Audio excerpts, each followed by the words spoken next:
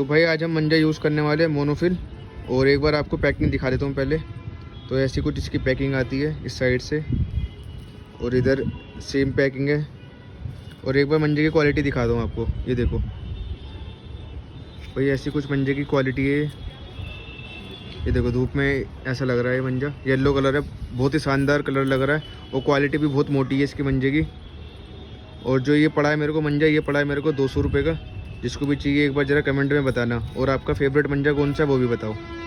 ये मोनोफिल है।